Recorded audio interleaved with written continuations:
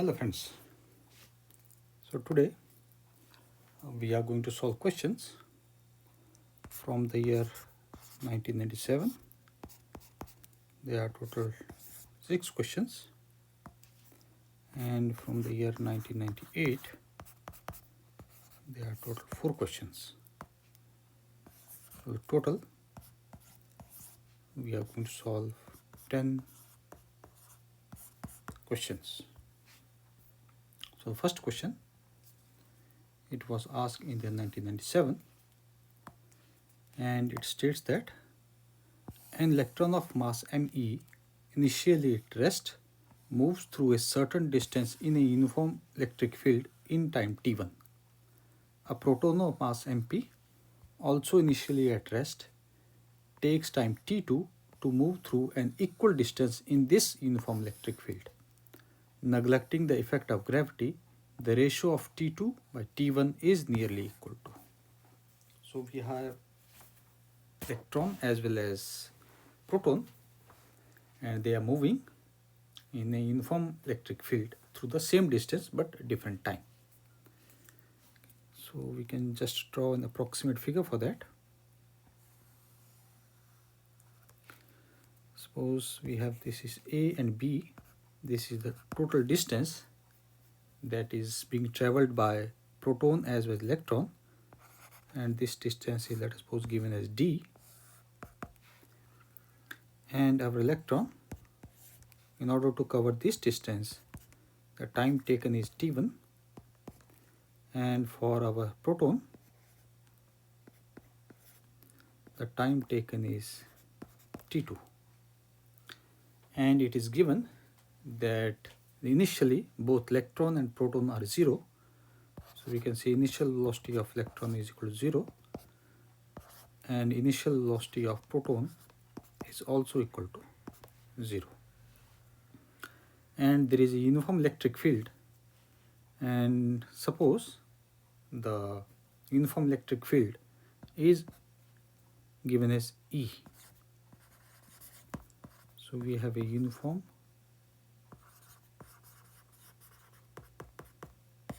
electric field, and let us suppose that electric field is given as E. Because of this uniform electric field, there will be a force acting on the charged particle, whether that is proton or that is electron. So we can say the force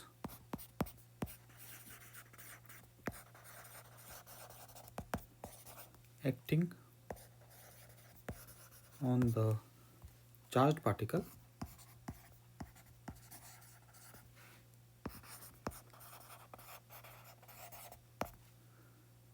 let us suppose if given as F, that will be equal to Q multiplied by E, and this Q can be our proton as well as our electron. And because of this force, the particle will be, you can say, accelerated. So we can say that acceleration of the charged particle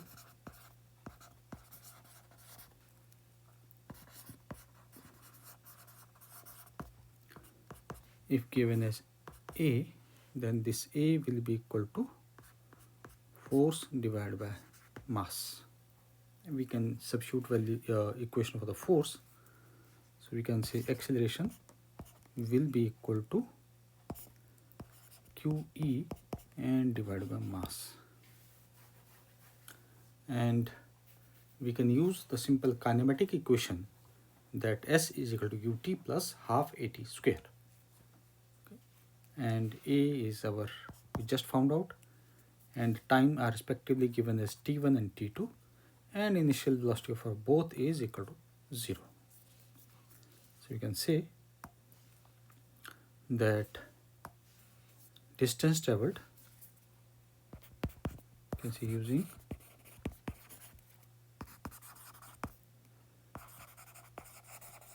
kinematic equation, S is equal to UT plus half AT square. Here S is equal to D, So we can write D is equal to U is equal to 0. So this comes as half a T square. And we are given the question that the distance traveled by both electron as well as proton is same. So we can say distance of electron is equal to distance of proton. Therefore, we can write this will be equal to our half acceleration of electron, and T1 square will be equal to half acceleration of proton and T2 square. And here this half and half goes away. Acceleration we just found out. So we can write this acceleration as acceleration of our electron will be equal to charge on electron multiplied by electric field, mass of electron, and acceleration of proton will be equal to charge on proton, electric field divided by mass of proton. But we also know that the charge on electron and proton is same. So we can write this as substituting value of the respective accelerations. We get this as charge of electron multiply electric field, mass of electron, T1 square is equal to charge on proton, electric field, mass of proton, and T2 square. Charge on electron and proton are same, electric field also cancels out, and we need to find out T2 by T1. So we can write this as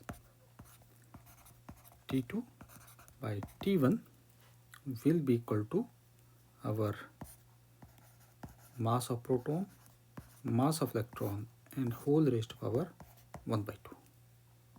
So this is the respective ratio of their times. And the option A, B is the correct one.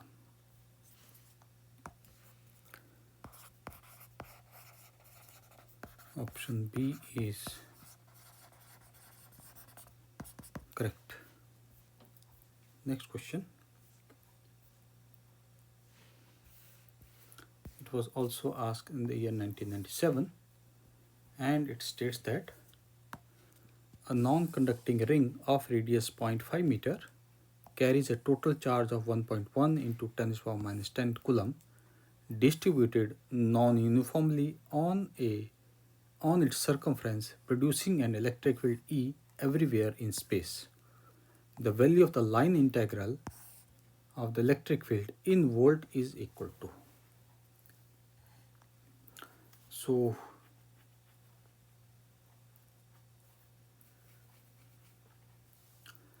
we are given that we have a non-conducting ring of radius 0.5 which carries a current, and that is distributed non-uniformly. That's why it is in the form of a integral. And we can just sort it out, this integral, and we can write this as integration from L infinity to L0, and this is our E dot dl, and it is given that L0 is the center of the ring. So obviously this integral will be equal to our L infinity L0, and this comes over dv. So we can just integrate it. We are going to get this as v, and value of L equal to 0 minus v, value of L is equal to at infinity. For the simplicity, we know it is given in the question that L is equal to 0 means center, so we can say v at center minus v at infinity.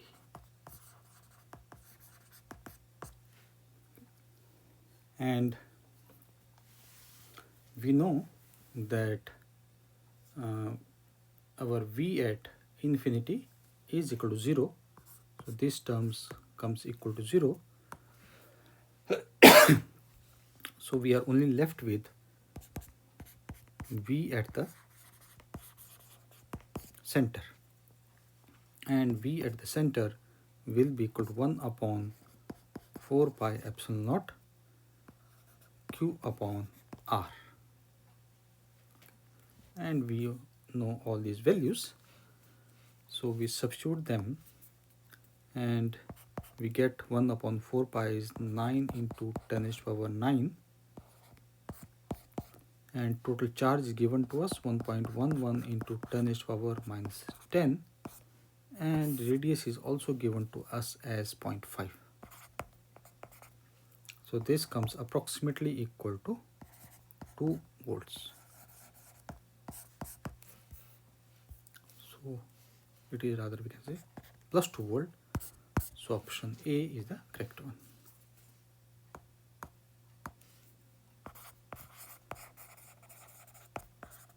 Option A is correct. Next question. It was also asked in the year 1997. So it states that a parallel combination of resistance 0.1, this should be ohm, not watt, 0.1 mega ohm resistor and a 10 microfarad capacitor is connected across 1.5 volt source of negligible resistance. The time required for the capacitor to get a charge up to 0.75 volt is approximately in second. In this case, we are given a parallel combination of resistor and a capacitor. So we can just draw its, so this is our capacitor and we have a resistor, and that is connected across a source of 1.5 volts. So this is our capacitor and our resistor. Okay. And we need to find out that the capacitor should be charged up to 0.7 volt. But if we, you can say, look toward the circuit, we can clearly see that the capacitor is connected to the supply, that is 1.5 volt, directly. Okay, there is no resistor or we can say inductor in series with the capacitor. Okay. So the charging will be approximately, charging time will be almost negligible, that is approximately equal to 0. Okay. So option D will be the correct option. So we can say that capacitor C is connected directly to supply V. Therefore, it will take no time to charge. So which is approximately equal to 0. Therefore, option D is the correct one. Option D is correct. And even if we look into the, you can say, charging of a capacitor equation, if it is consisting of resistance, then there is a term that is called as a time constant, which is denoted as tau. And if resistance is missing in that, or we can say 0, this time constant will be coming equal to 0. Okay, so charging and discharging of a capacitor is defined by this time constant. We can just interpret the result from there also. Next question. It was asked in the year 1997, and it states that two capacitors A and B with capacities 3 microfarad and 2 microfarad are charged to a potential difference of 100 volt and 180 volt respectively. The plates of capacitor are connected as shown in the figure with one of the wire of each capacitor free. The upper plate of A is positive and that of B is negative. a uncharged capacitor 2 microfarad capacitor C with lead wires falls on the free ends of the complete the circuit. Calculate. So based on this, we have two questions, A and B. The final charge on 3 capacitors and the amount of electrostatic energy stored in the system before and after completion of the circuit. So here we are given two capacitors initially, A and B, which are charged to 100 volt and 180 volt. Capacities are 3 microfarad, 2 microfarad, and this is the open end, that is the free end. And this you can say another capacitor C is going to complete the circuit, which will be something like this. Okay. And we have to find out the final charge on all the 3 capacitors as per the given circuit. So we can just draw an approximate figure for that, and we have to keep in mind, because specifically in the question it mentioned that the upper plate of A is positive and that of B is negative, and that is going to define how the charge will be on the plate C, on the capacitor C. Okay, so for that we can just draw an approximate figure.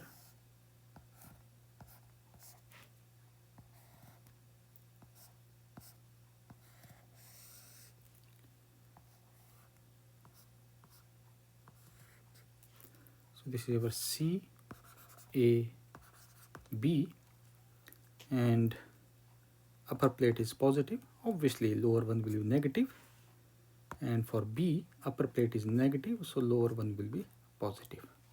So our left side of the capacitor C, that will be having a positive charge, and the negative will be on the right side. And let us number these plates, because that is going to helpful later solving the question. We call this as 1, 2, 3, 4, and this is a 5, and this is a 6. And let us assume that the charge on plate A is our Q1, Q2, and this is our Q3. Okay, so their respective charges on the A, B, and C, A, C, and B. Sorry. Okay. So ideally, here we can just divide this question into two parts. First will be when there is only consisting of capacitors A and B, C is not present, and then when C makes a connection, because we have to find out the energy of system also before. So before is only having two capacitors A and B, and after completion we have all the three, A plus B and C capacitors. And for the final chart we will also be requiring the values. So we can say before capacitor C is joined, before capacitor C completes the circuit,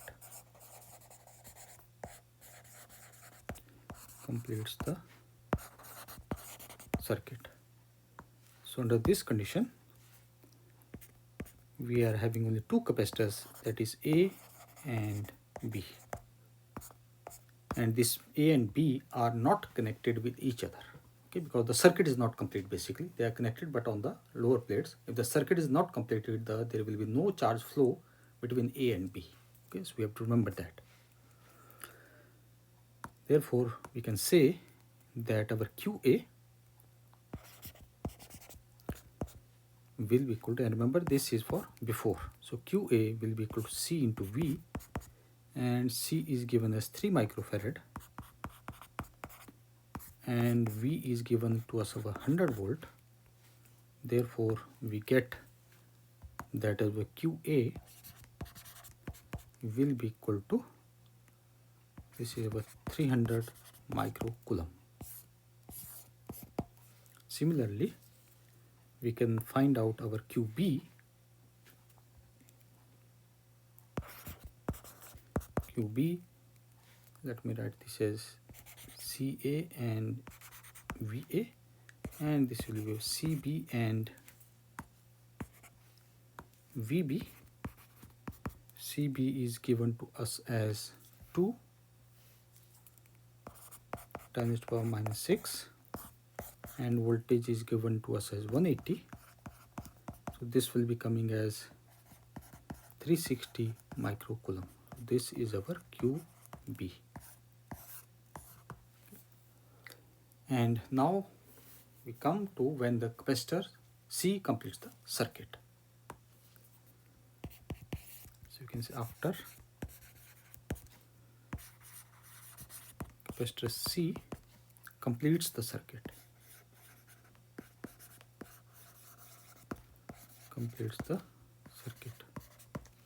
Now in this case, all the three capacitors are present, A, B and C. They are connected with each other, and like I said, the charges on the respectively they are Q1, Q2 and Q3.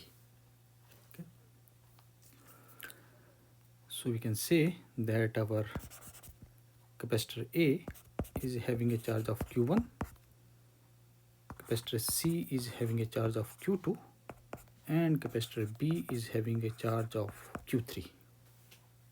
Okay. And there is no external source of battery or some other kind, so therefore we can use the conservation of charge. Okay.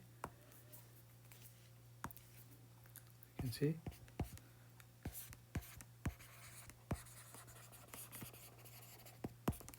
conservation of charge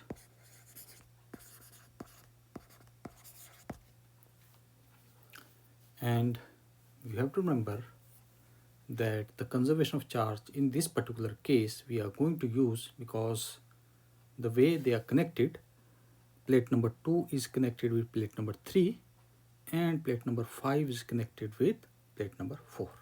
Okay. So we are going to use the conservation of charge like that only. Okay. So we say net charges on plate 2 and 3 before joining. Net charge on plates 2 and 3 before joining will be equal to net charge after joining. Net charge after joining.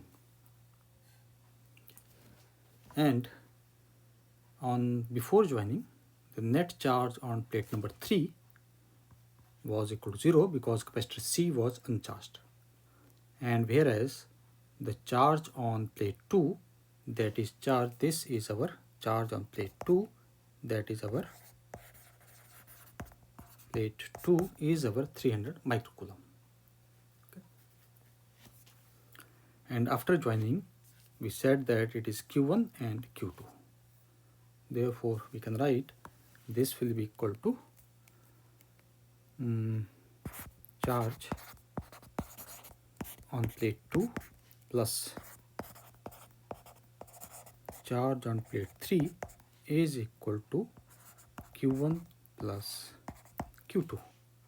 Charge on plate 2 was, we just found out is 300 microcoulomb and plate 3 was equal to 0, so this comes as Q1 plus Q2. So we can simply write this as Q1 plus Q2 is equal to 300 microcoulomb.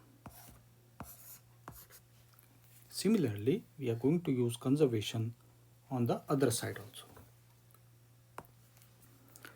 We can say net charge on plates 4 and 5 before joining is equal to net charge after joining.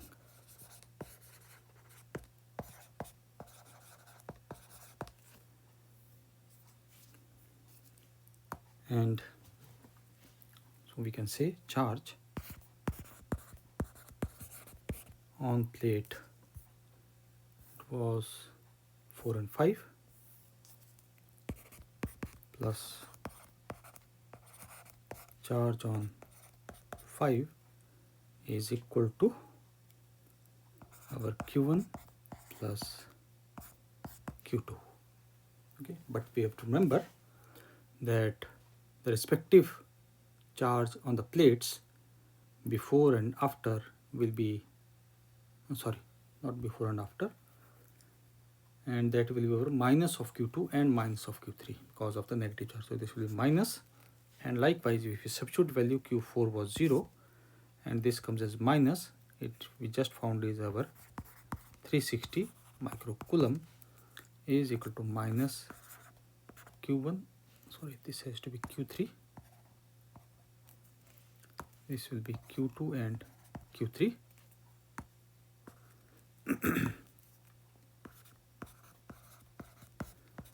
So which gives us that Q2 plus Q3 is equal to 360 microcoulomb.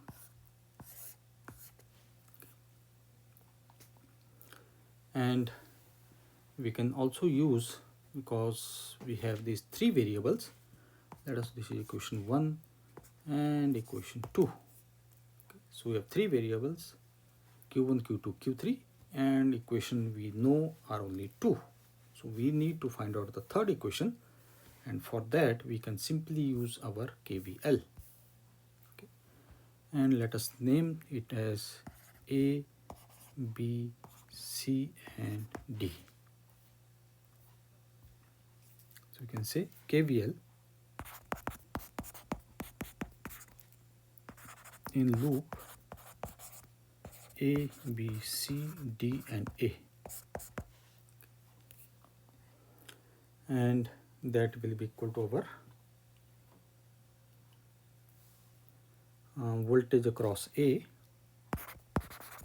plus voltage across B plus voltage across C will be equal to 0, and we can write in the form of the charge according to their respective signs.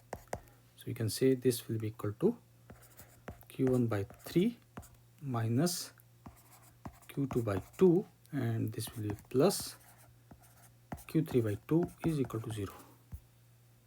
C is also 2. Yes, C is also 2. And we can just sort it out, and this equation we get this as twice Q1 minus 3Q2, and our 3Q3 is equal to 0. This is our third equation. We can easily solve this equation 1, 2 and 3. We can say from equation 1, 2 and 3, from equation 1, 2 and 3, we get our Q1 will be equal to 90 microcoulomb, Q2 will be equal to 210 microcoulomb, and our Q3 will be equal to 150 microcoulomb.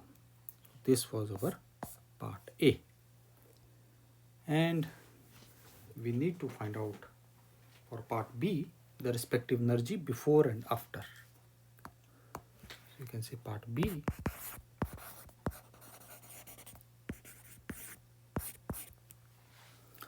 energy stored before completing the circuit. This is our sub part of part B. So we have electrostatic energy,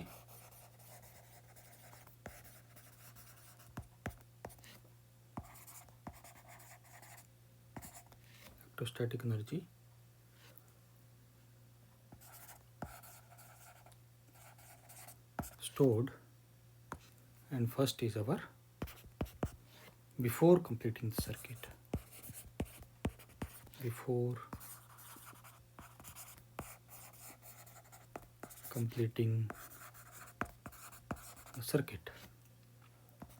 Let us given this as U initial and that will be equal to, we have only two capacitors, we can just substitute the values.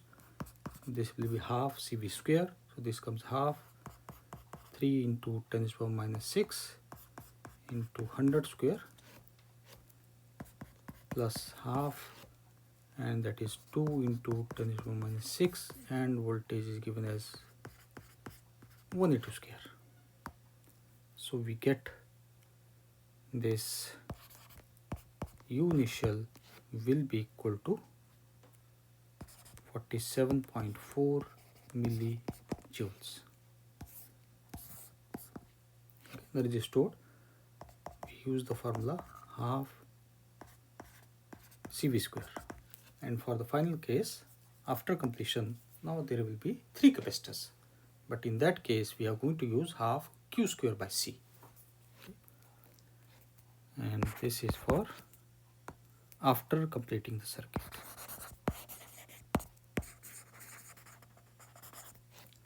After completing the circuit, because the voltage of capacitor C is unknown, so therefore we can use the formula half Q square upon C,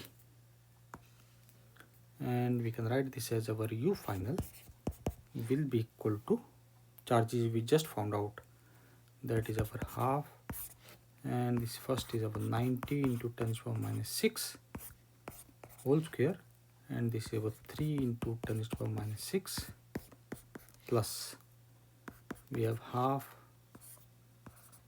to 10 to the power minus 6 whole square, and this is 2 into 10 to the power minus 6 plus we have half, and that is 150. Yeah, 150 into 10 to the power minus 6 whole square, and this is 2 into 10 to the power minus 6. So we get our U final will be approximately equal to 18 millijoules. And this was the part A as well as part B. Next question, and it's also asked in the year 1997, and it states that two isolated metallic solid spheres of radius r and 2r are charged such that both of these have same charge density sigma. The spheres are located far away from each other and connected by a thin conducting wire. Find the new charge density on the bigger sphere. So we can just divide this question into two parts. First part is that we have two spheres and they are not connected with each other, and they are having same charge density, that is sigma. So we have sigma charge density in the first one as well as second one. The radius is given as r and 2r. Let us call this as O, and this is O prime. And the charges on the smaller one, let us call this as Q1. On the bigger one, let us call that as Q2. And the second part, both these are connected by using a thin wire. So here is smaller one and we have a bigger one, and radius is our r, and here it is 2r, and they are connected by using a small thin wire, not small. Okay. And after connecting, let us assume that the charges are given as Q1 prime and this is given as Q2 prime. Okay. And so we are going to call this first part as initial, and this second part we are going to call it as a final. Okay. So initially, let's find out what will be our charge. So we can see initial charge in the sphere initial charges on sphere. First one we have set at Q1. So Q1 will be equal to sigma multiplied by our A1. A1 will be equal to our, because it is sphere, so this comes as 4 pi r square multiplied by sigma. Similarly, for our bigger sphere, that is our Q2, that will be coming as same, but the radius is 2, so this comes as our 16 pi r square multiplied by sigma. So now we can find out the total initial charge on both the spheres. So you can say that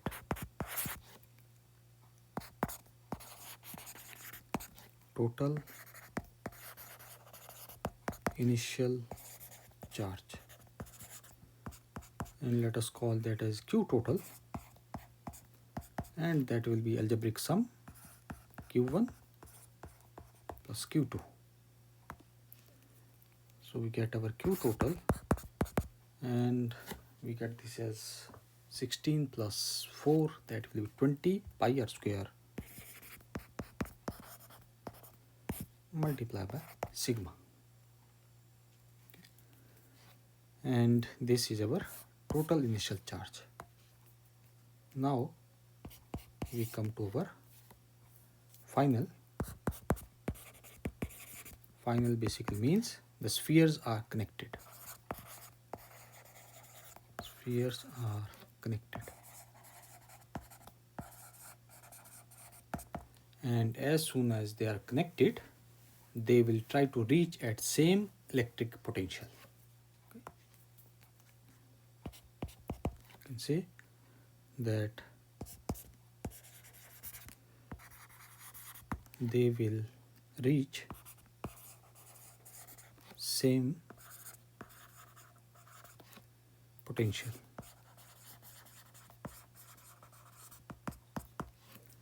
And we know that the potential of a sphere, that is the general formula,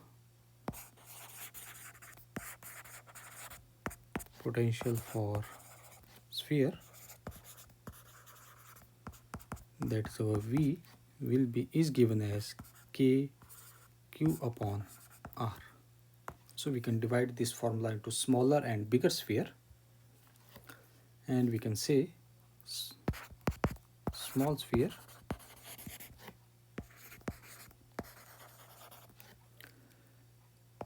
let us call that as our V1 will be equal to K, and after connecting we call that charges at Q1 prime and Q2 prime, so this comes as Q1 prime upon R. And for bigger sphere,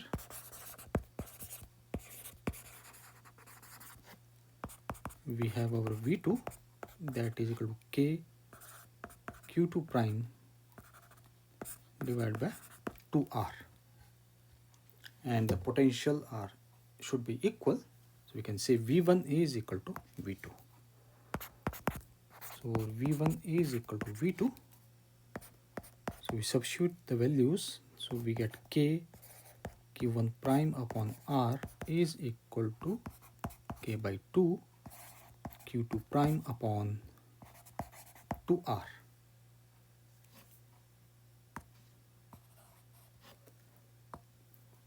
And this K and R cancels out, so we get from here that our Q1 prime is equal to Q2 prime divided by 2. So we found out the relationship between the respective charges after the wire is connected. So we can find out once again the total charge on the sphere.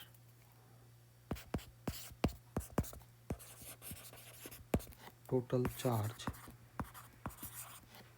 on spheres. Let us call that as Q total prime will be equal to Q1 prime plus Q2 prime. And we need to find out only the bigger one, so we substitute Q1 in terms of Q2. So we get this as Qt prime, that is total is equal to Q2 prime divided by 2 plus Q2 prime, and this comes as 3 by 2, and we have this as Q2 prime. So this is the total charge after they are connected. But there will be obviously no charge loss in the ideal condition, so we can say using conservation of charge.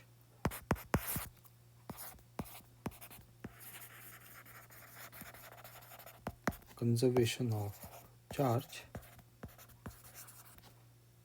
which means before connection total charge will be equal to after connection total charge.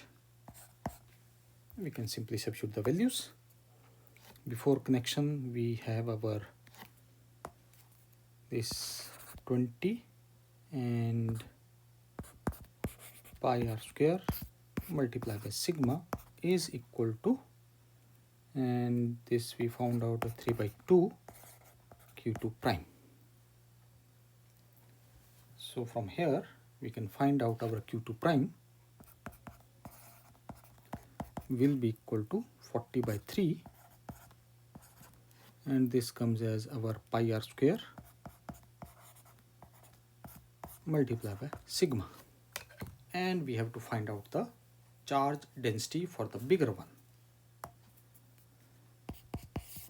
You can say charge density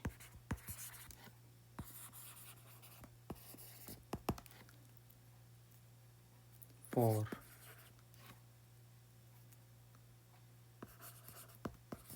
big sphere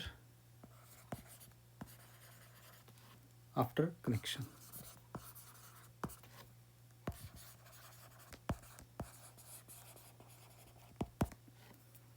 And let us call this charge density as sigma prime. So this sigma prime will be equal to our Q2 prime divided by its area, that is our A2. And Q2 prime we just found out, we can simply substitute it. We get our sigma prime is equal to Q2 prime is our 40 by 3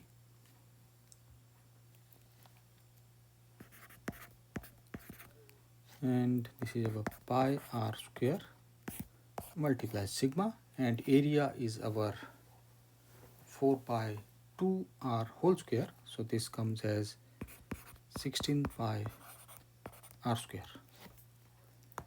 And here this pi r square and pi r square goes away, and we are left with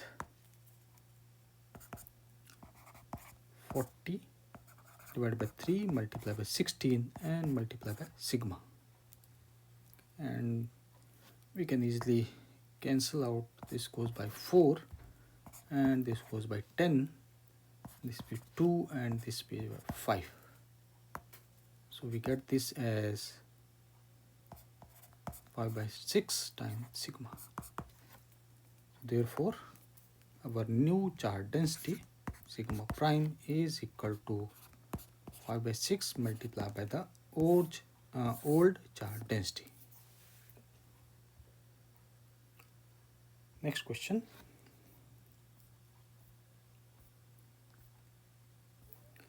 It was asked in the year 1997, and it states that a leaky parallel plate capacitor is filled completely with a material having a dielectric constant K equal to 5. The electric conductivity sigma, that is 7.4 into 10 to the power minus 12.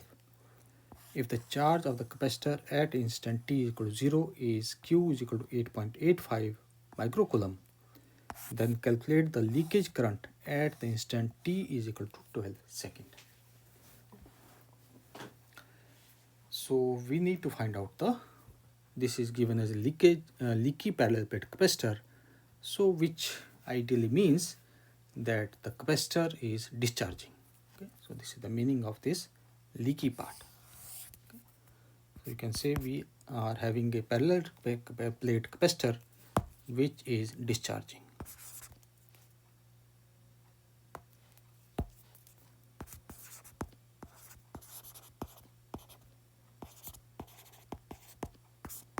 And for discharging, an important component that comes into play, our formula, that is our time constant.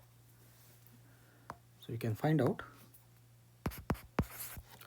time constant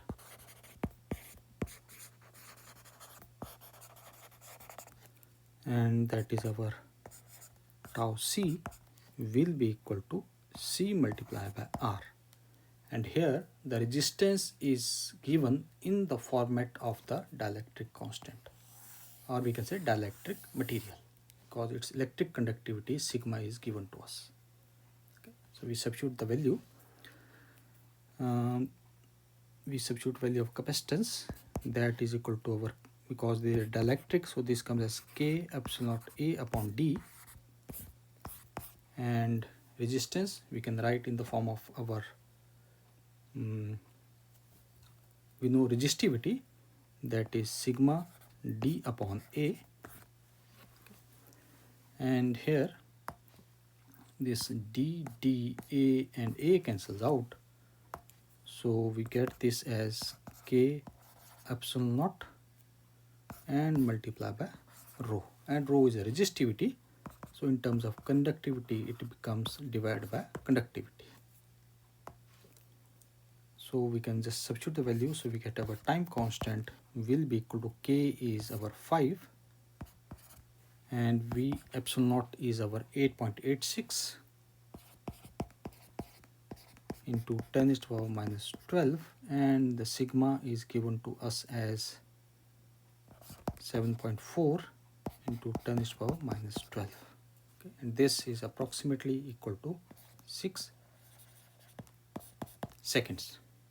Now we can easily find out our initial current, because we are going to use the equation for the discharging of a capacitor, that is equal to I is equal to I naught e raised to power minus t divided by tau c, time constant, which we just found out.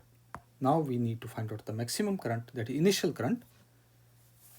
So we can say the initial current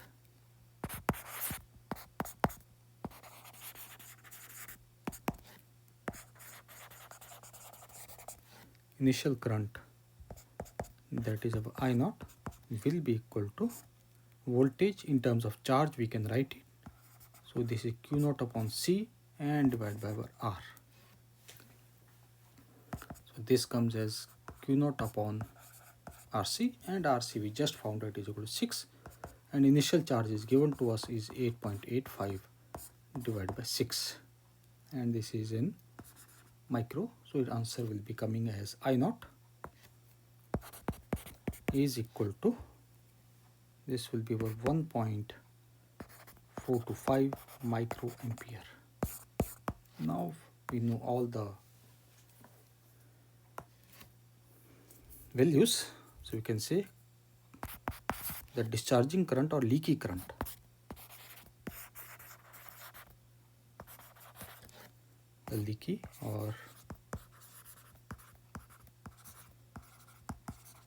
discharging current as a function of time, that is I is equal to I naught e raised to power minus t upon tau c, and time V is already given to us is our 12. So we substitute, we get our I naught is our 1.425 e raised to power, and this comes as minus 12 upon 6, and here our I is approximately will be equal to 0.193 micro ampere.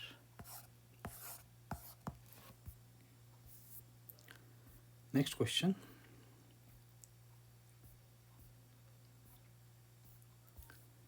It was asked in the year 1998, and it states that a charge plus Q is fixed at each point x equal to x naught, 3 naught, 5 naught on the x-axis, and the charge of minus Q is fixed at each of the point 2x naught, 4 4x0 and 6x0, where x0 is a positive constant.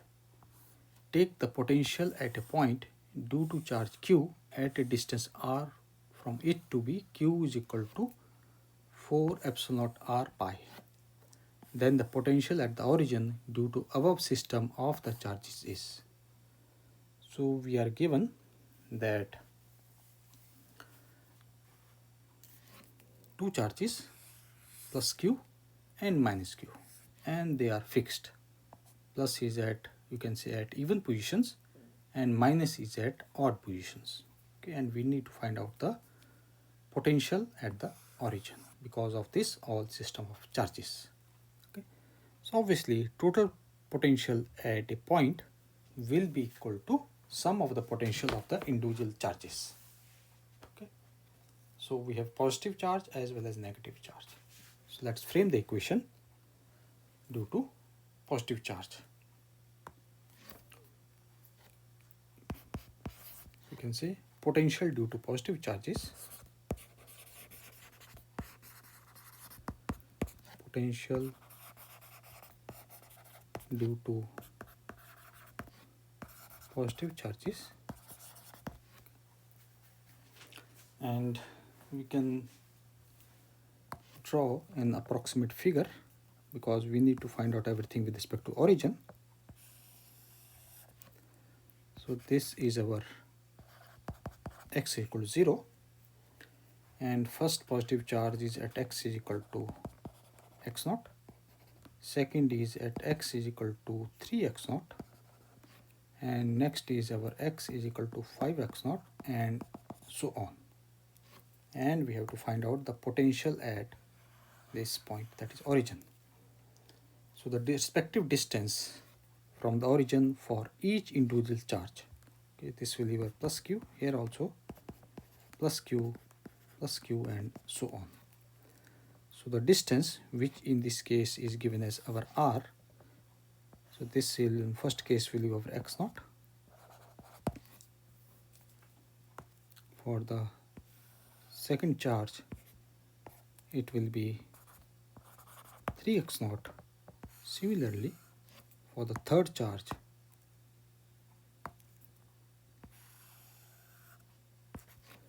will be our 5x naught, and this will be a continuous process. So we can write that due to positive charge, let us call this as V positive, then our V positive will be equal to q upon 4 pi epsilon naught, first distance over x naught, plus q upon 4 pi epsilon naught, that is our 3x naught, plus q upon 4 pi epsilon naught, and this is about 5x naught, and so on. And we can just take some common, so we get our V positive will be equal to q upon 4 pi epsilon naught x naught. So this comes as 1 plus 1 by 3 plus 1 by 5, and so on. Similarly, we can do it for the negative charges. So we can say potential due to negative charge.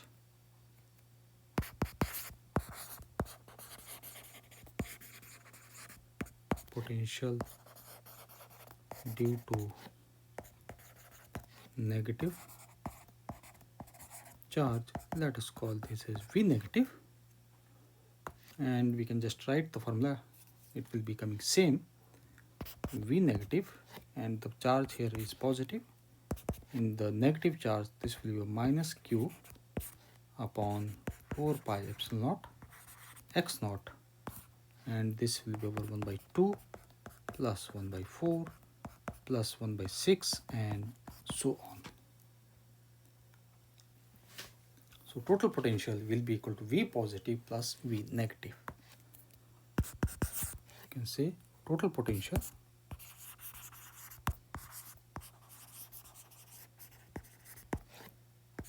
that is our V will be equal to V positive plus V negative. We substitute the value of V positive and negative. Taking this factor as common, it will be same for both.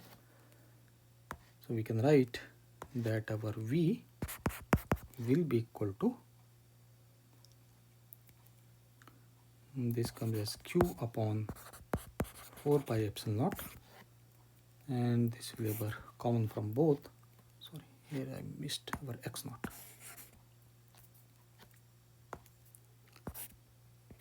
X naught, and the first part it will be 1 plus 1 by 3 plus 1 by 5 and so on. Then it will be minus, it will be coming as 1 by 2 plus 1 by 4 plus 1 by 6 and so on. Now we can arrange this series, so we can get this as Q upon 4 pi epsilon naught x naught.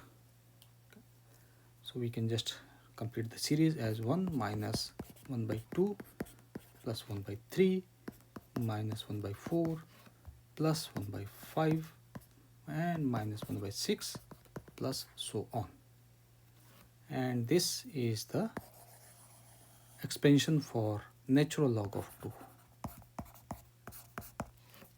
Therefore, we get our V will be equal to Q 4 pi epsilon naught x naught natural log of 2.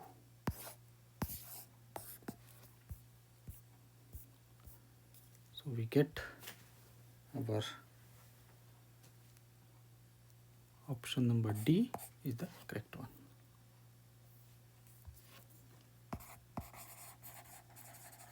Option D is correct. Next question.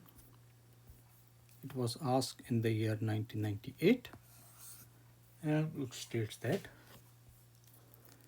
a non-conducting solid sphere of radius r is uniformly charged. The magnitude of electric field due to the sphere at a distance r from its center. Okay, and the variation of r is given with respect to the capital R. So we know that the electric field inside a sphere, that is a basic formula. You can say our electric field inside a sphere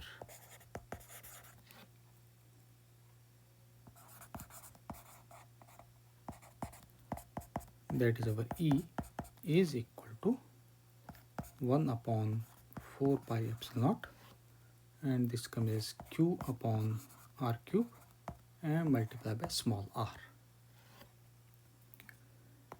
And from this equation we can clearly see that our electric field is directly proportional to small r.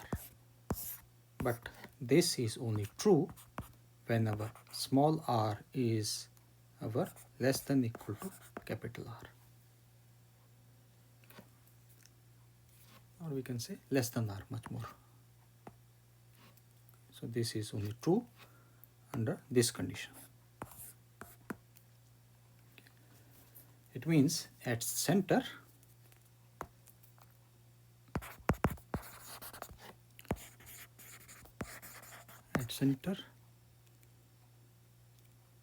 our small r will be equal to 0. So this gives that our electric field will be equal to 0. Okay. And at surface,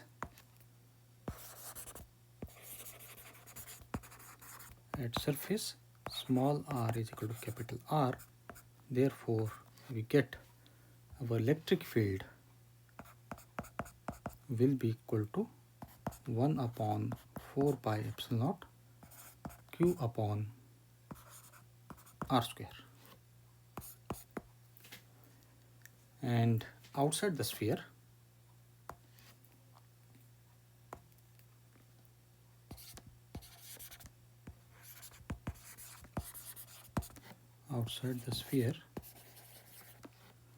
our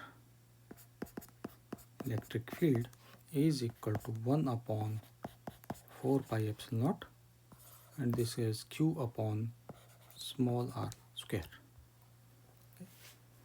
And from this equation we can say our electric field is inversely proportional to our r square. So here we can understand that for the condition, or we can just draw an approximate graph for that will make this thing much more clearer.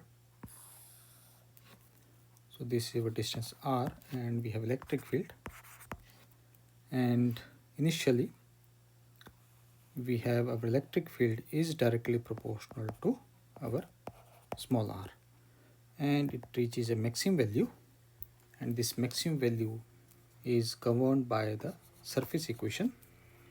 So this will be a maximum value which is given as 1 upon 4 pi epsilon naught q upon r square, and after that the electric field varies as a inverse of the square of the radius. So here we get electric field is proportional to 1 upon r square. This is our origin, and at this position we have r is equal to capital R. So based on this we can say that our electric field increases. Option number A is the correct one, and it decreases for r greater than capital R up till infinity. Okay, so A and C are the correct options.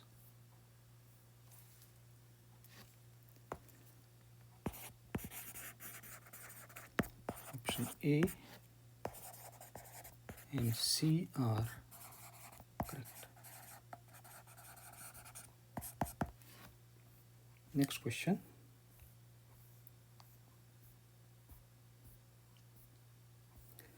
It was also asked in the year 1998, and it states that a dielectric slab of thickness D is inserted in a parallel plate capacitor whose negative plate is at x equal to 0 and positive plate at x equal to 3D.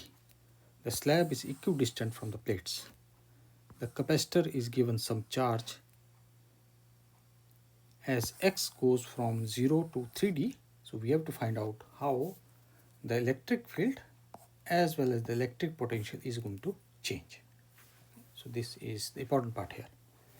So first of all, we can just draw an approximate figure, and we are given that the two plates of the capacitor, their position are given to us. So we have that negative plate is at x equal to 0. So this is our x equal to 0, and this is a negative plate.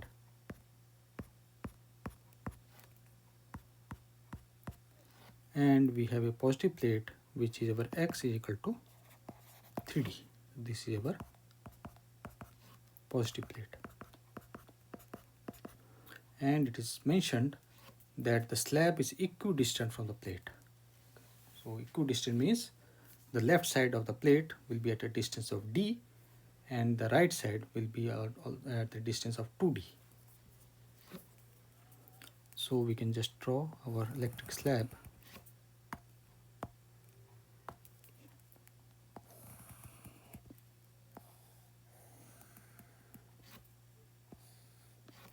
So here we get x equal to D, and this will be equal to x equal to 2D.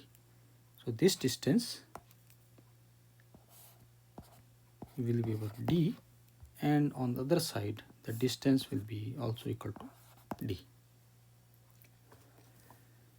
And with respect to, if there would have been no dielectric, the normal electric field will be our from,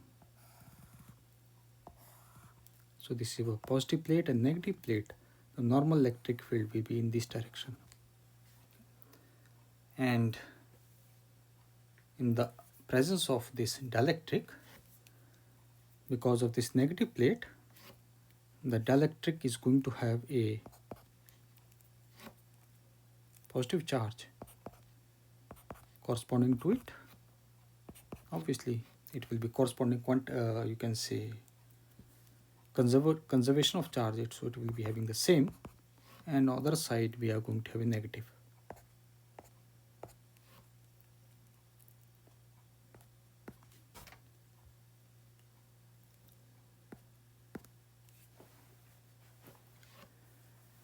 And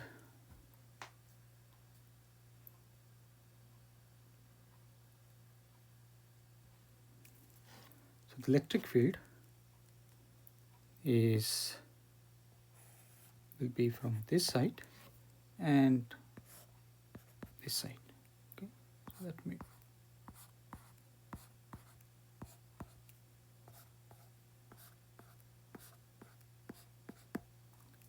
so therefore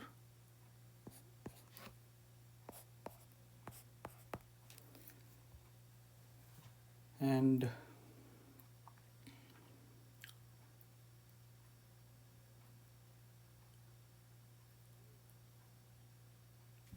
so we can clearly see that the direction of electric field is going to remain same. So option number B is the correct one. So you can say that the direction of electric field remains the same.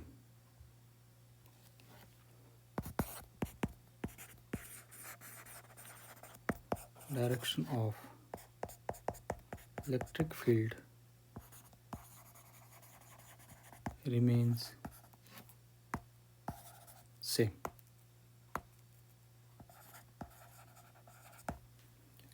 So option B is correct.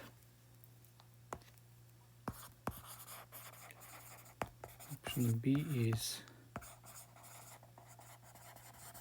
correct. Okay. And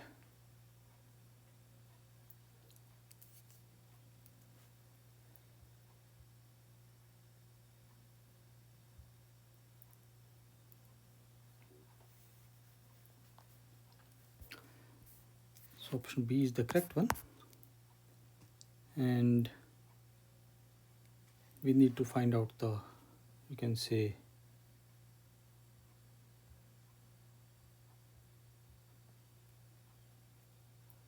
magnitude also. And within this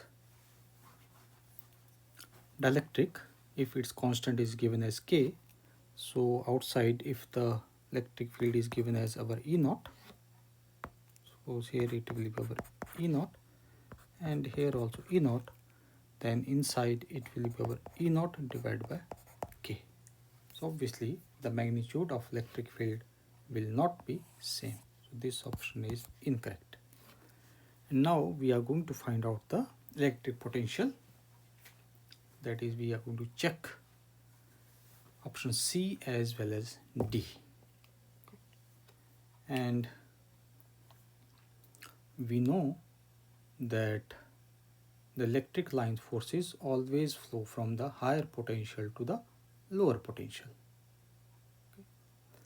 And here these internal lines are just shown to the continuity part. Okay. So it means it will be continuously like this in order to maintain the continuity only. Okay. And you can say that our electric field lines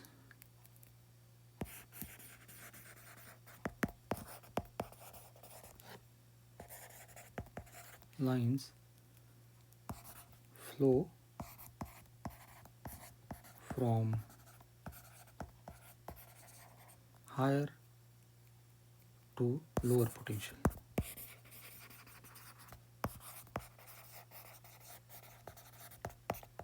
Therefore, the electric potential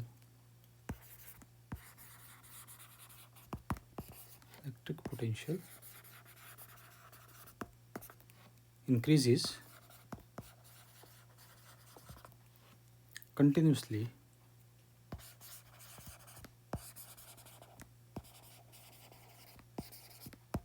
increases continuously as we move from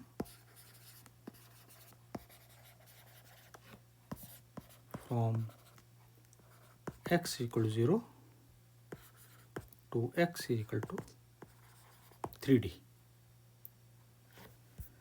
So it means the electric potential increases continuously. That is option C is also correct. Option C is correct. And we can also, you can say, plot a graph which is going to help to sort out the third one, that electric potential first increases, then decreases, or again increases, whether this is true or false. So we can plot an approximate figure.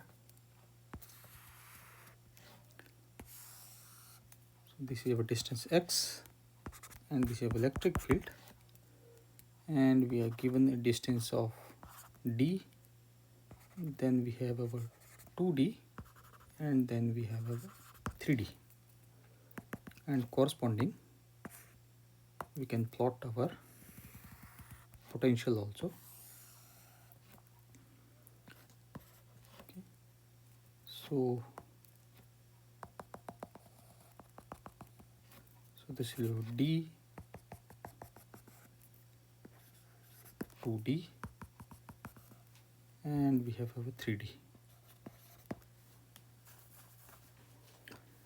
And the variation of the electric field is something like this. So it will be constant between 0 and d, then it will be decreasing somewhat, and then it will be coming once again back to the initial value. Okay. So it means between electric field between 0 and d, and 2d and 3d will be same, whereas between d and 2d there will be marginal decrease.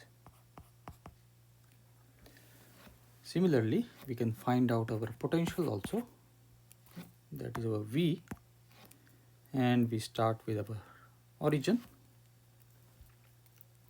First it is going to increase.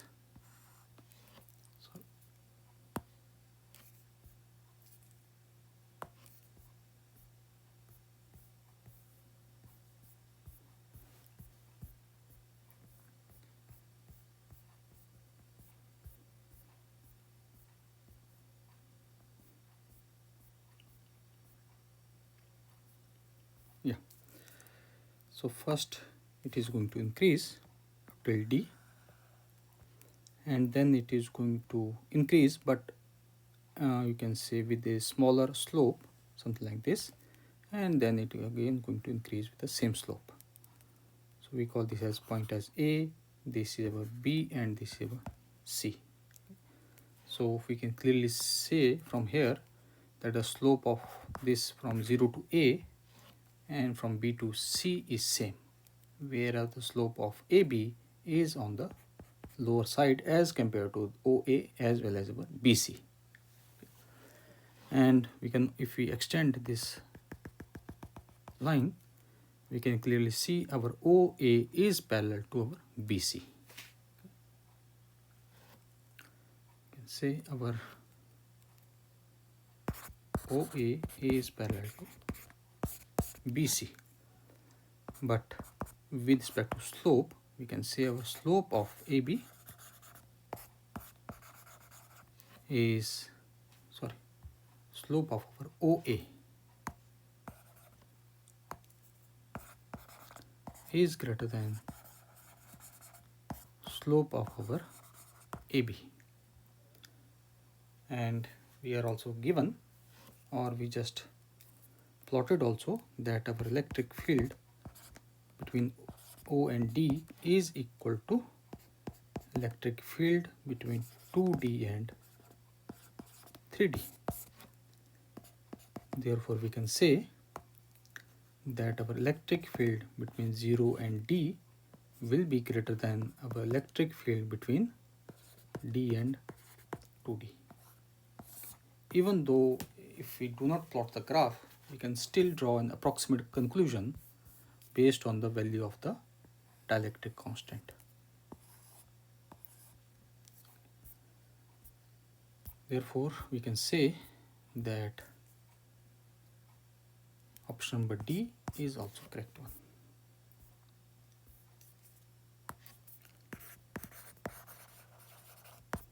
Option D is correct.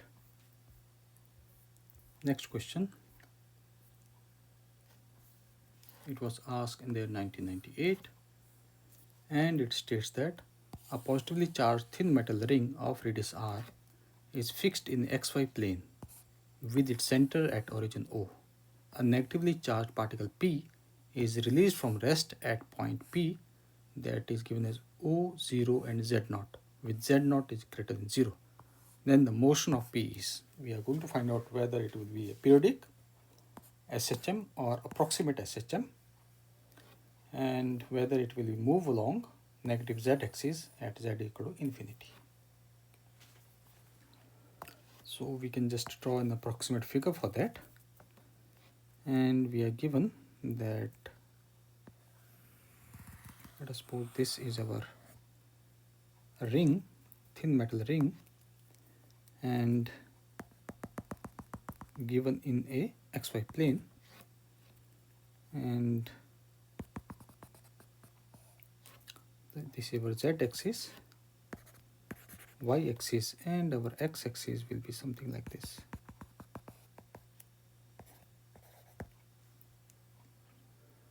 And the center is suppose given as O, and we have a particle. Let us suppose this is the position of particle P. Coordinate given as 0, 0 and Z0, and that is our minus Q, negative charge. Let us say this is our minus Q, and the ring is our positive.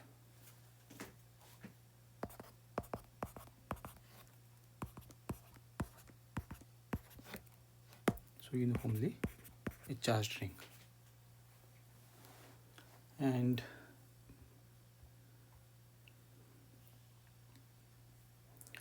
so let us call this charge on the ring as capital Q, and the negative is our minus of Q. So therefore we can just find out the electric field at point P, and we have already know its derivation basically. So this angle will be our theta, okay, and we are going to have two components of the electric field. So the net electric field which we are going to get will be the summation in only one direction. The other direction it is going to cancel out. So the net electric field will be in this direction. Let us suppose that is given as E. On the other side, that is our vertical component, will be cancelling each other, because for the top point, suppose there is a bottom point also, and it is going to give us a vertical component in the opposite side. So net electric field will be in only one direction, that is our DE, and if we add them we can write this simply as our E. That's the easiest way to remember it. Therefore we can say that the magnitude of electric field, that is our E, will be equal to 1 upon 4 pi epsilon naught, and we have this as Q, and the distance will be our, this distance radius is given as R, and this distance is our Z0. So we can say this will be our R square plus Z0 square and its square root, and there will be component of cos theta also. So we can write this electric field E will be equal to 1 upon 4 pi epsilon naught, and this comes as Q upon this will be our R square plus Z square and its square root, and multiply by our Z0 because of cos theta component, and this will be Z0 and our R square plus Z0 square. and we can just sort the denominator. So we get this as 1 upon 4 pi epsilon naught q z naught, and this is r square plus z square, and we have this as 3 by 2. So obviously at the center of ring, where z is equal to 0, electric field comes as 0. So you can see at center we have our z is equal to 0. This gives us that electric field will be equal to 0. And there will be force because it is negative charge and our ring is positive charge. So force will be acting in this direction. Let us call this as force because of the electric field Fe. So we can write that the force on the charge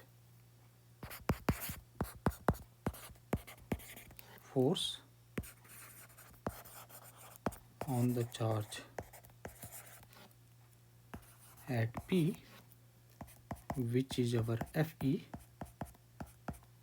will be equal to Q multiplied by electric field, and we can write this as our Fe will be equal to 1 upon 4 pi epsilon naught. This comes as Q multiplied by small q, and we have our r square plus z square 3 by 2 and multiply by z naught. And from this equation we can see that for it to be SHM, our force should be directly proportional to the displacement, that is z naught, which is not true in this case. Okay, because in the denominator we have also a term that consisting of a z naught. So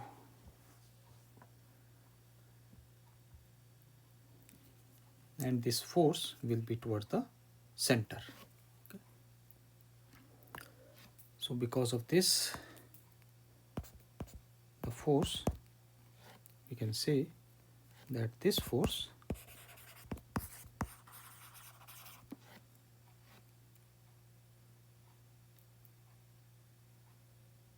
results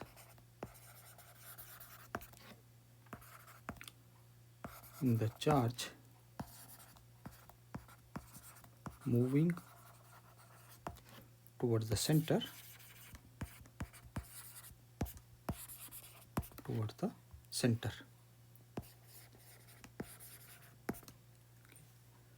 and therefore we can say, and moving toward the center, or we can also say that when it crosses the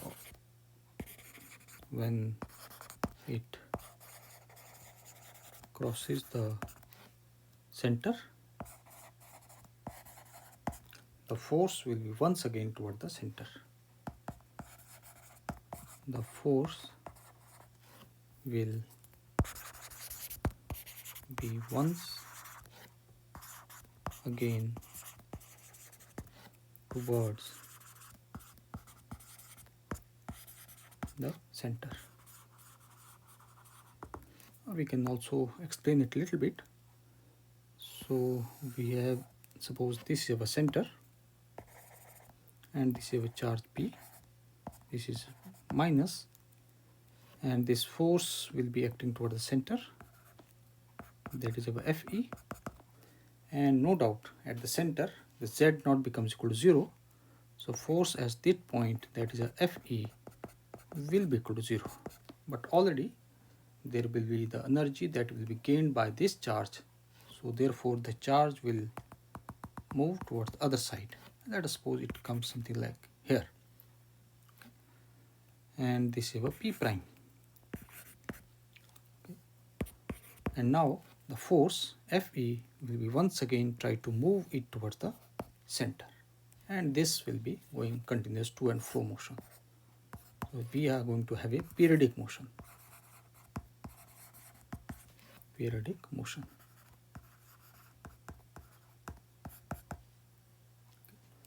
And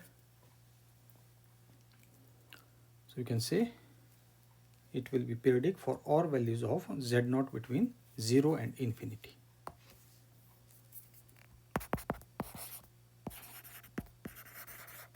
Periodic for all values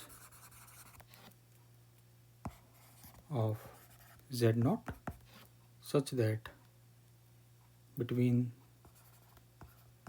0 and infinity. And the second part, it is also mentioned that we have to consider that our Z0 is very much less than R. So you can say for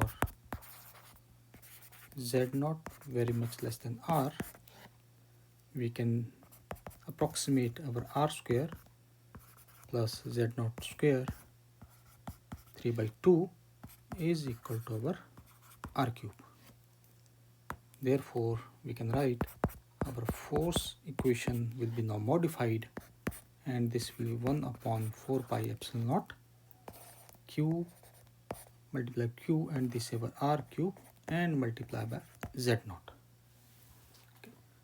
So from here we can say our electric force is directly proportional to Z0. Obviously it will be negative because Z0 is towards the right and force towards the left. So this is our restoring force. Restoring force is directly proportional to minus x of the displacement. Therefore, from here we can say that the motion will be our SHM, simple harmonic motion. So therefore, we have that it will be a periodic. For option number A is the correct one, and option C, it is an approximate simple harmonic, that is our C. And option B is also, D is incorrect. It says that it is continuous moving towards Z because the force will be acting in the opposite direction. So after traveling some point towards the negative Z axis, so this is negative Z and this is positive Z, the charge once again will be coming back towards the origin. This is our origin. So the option A and C are the correct one.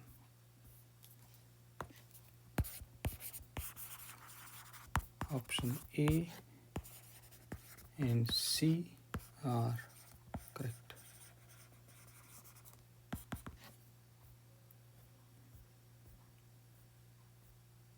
Yeah, so these were the questions which were asked in the year 1997, consisting of 6 questions, and 1998